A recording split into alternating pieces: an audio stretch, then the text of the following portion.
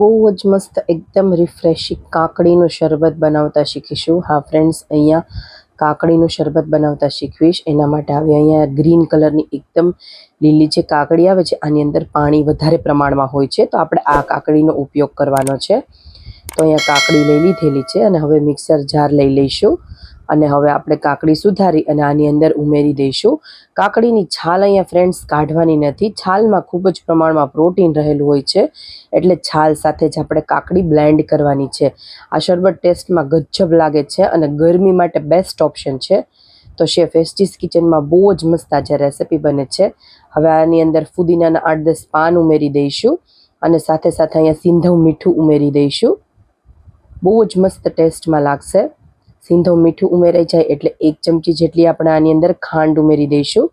ખાંડ તમે તમારા ટેસ્ટ પ્રમાણે થોડી ઓછી વધારે કરી શકો છો.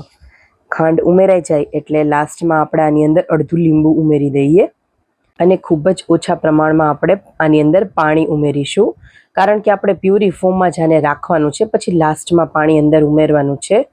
આવી રીતના લીંબુના બી કાઢી લઈશું અને થોડું એવું પાણી ઉમેરી અને સારી રીતના આની પ્યુરી કરી લઈશું, એટલે સરસ બ્લેન્ડ કરી લઈશું.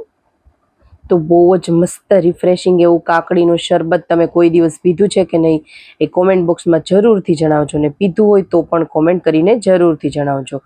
તો જો આપણે એક તપેલીમાં આવી રીતના પ્યુરી સરસ તૈયાર થઈ ગઈ છે. પ્યુરી કાઢી લઈએ. તો તમે કાકડીના શરબત માટે આની અંદર પાણી ઉમેરી અને એમને પણ પી શકો છો.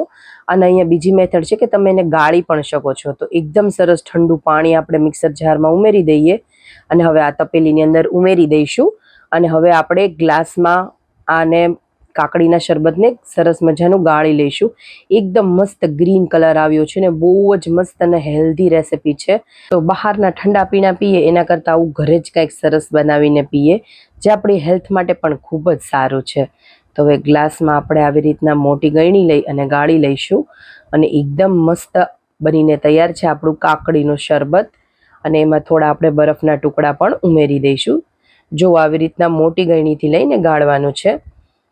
તો આવી રીતના પ્યુરી એની તમે બીજી વાર પણ ઉપયોગમાં લઈ શકો છો, ફ્રીજમાં સ્ટોર કરીને.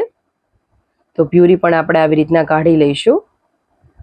જો ફ્રેન્ડ્સ, બહુ જ મસ્ત, બહુ જ ટેસ્ટી, બહુ જ રિફ્રેશિંગ એવું કાકડીનું શરબત બનીને તૈયાર થઈ ગયું છે.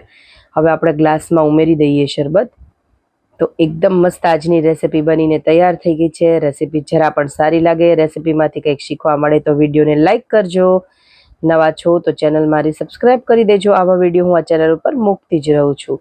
તો ચાલો ફ્રેન્ડ્સ, હું તો ચાલી કાકડીનું શરબત પીવા. તમે પણ ઘરે એક વખત બનાવીને બિલકુલથી ટ્રાય કરજો. બહુ જ ટેસ્ટી એવું બન્યું હતું. તો ચાલો ફ્રેન્ડ, હું શ્વેતા મળું બીજી રેસિપી સાથે નવા વિડીયોમાં આવી જ રિફ્રેશિંગ રેસિપી લઈને.